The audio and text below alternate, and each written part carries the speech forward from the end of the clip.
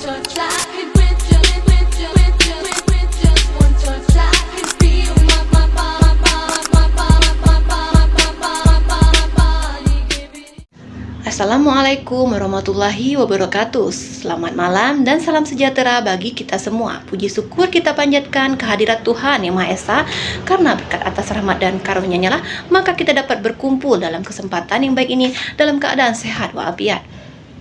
Pada kesempatan ini, saya akan menyampaikan sebuah pidato dengan tema pentingnya pelayanan publik yang humanis dalam lingkungan Satpol PP. Hadirin yang saya hormati, para pimpinan dan juga para anggota Satuan Polisi Pamung Praja. Sebelum memulai pidato ini, izinkan saya untuk menyampaikan sebuah pertanyaan yang sederhana.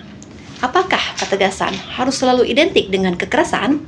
Jawabannya tentu saja tidak, karena ketegasan dapat berjalan berdampingan dengan keramahan, empati, dan juga nilai kemanusiaan. Dan inilah yang menjadi dasar pentingnya pelayanan publik humanis dalam lingkungan Satpol PP.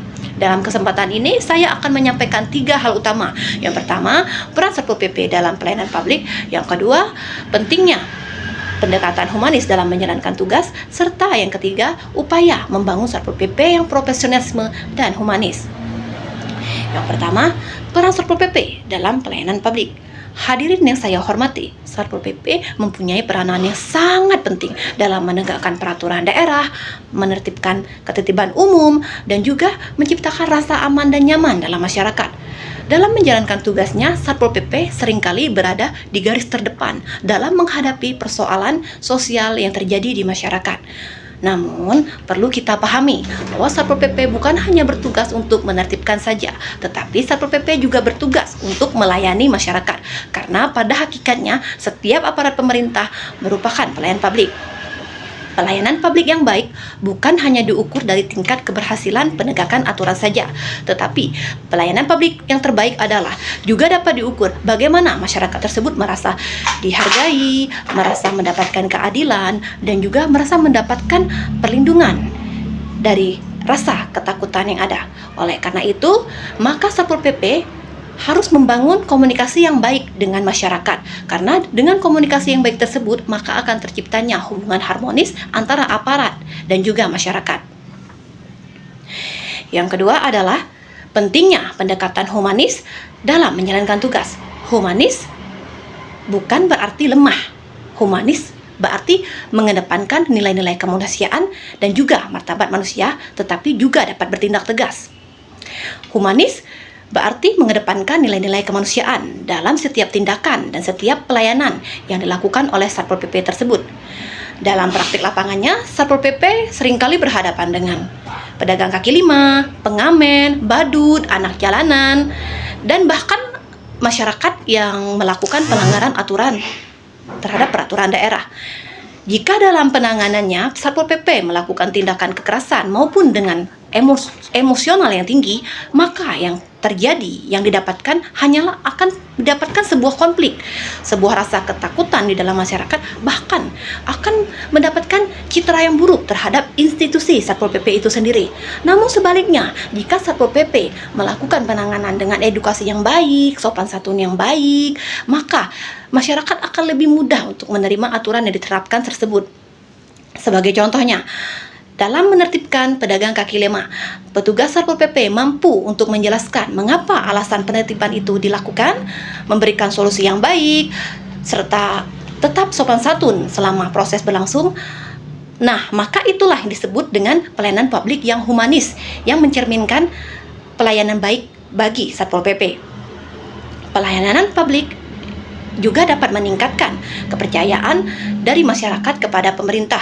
Dengan pelayanan publik yang humanis ini, maka masyarakat akan menilai Satpol PP adalah aparat yang mengayomi dan melindungi masyarakat, bukan sebagai aparat yang menakutkan bagi masyarakat. Yang ketiga adalah membangun upaya Satpol PP yang profesionalisme dan humanis. Untuk membangun pelayanan publik humanis dalam meningkatkan profesionalisme Satpol PP, maka diperlukan beberapa tindakan nyata. Yang pertama adalah membangun komunikasi yang baik. Komunikasi yang baik adalah kemampuan berbicara yang baik dengan masyarakat, yaitu mendengarkan keluhan masyarakat dan juga dapat menahan emosi ketika menjalankan tugasnya. Yang kedua, Satpol PP mampu meningkatkan nilai-nilai etika dan juga nilai empati dalam setiap menjalankan tugasnya.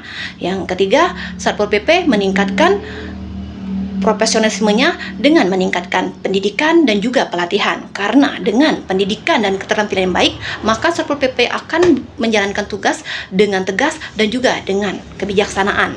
Dan yang terakhir adalah Satpol PP membangun budaya kerja yang mengutamakan pelayanan daripada kekuasaan. Karena hakikatnya, setiap pelayanan publik yang terbaik adalah mengutamakan rasa aman dan nyaman di dalam masyarakat. Jika keempat prinsip tersebut bisa diterapkan Satpol PP dengan baik, maka masyarakat akan memandang dan menghormati Satpol PP sebagai aparat hukum yang dihormati dan juga yang dipercaya oleh masyarakat. Hadirin yang saya hormati, sebagai penutup, saya ingin mengajak kita semua untuk mulai melakukan tindakan nyata dalam membangun pelayanan publik yang humanis dalam lingkungan Satpol PP.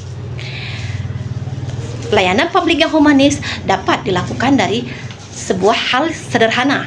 Yang pertama, kita dapat berbicara santun kepada masyarakat, dapat mendengarkan keluhan masyarakat, serta melakukan diskusi dan juga dialog sebelum melakukan penertiban. Saya juga mengajak Satpol PP untuk dapat menerapkan sikap humanis dalam kehidupan sehari-hari, bukan hanya sekedar slogan saja, tetapi juga dapat diterapkan dalam kehidupan sehari-hari.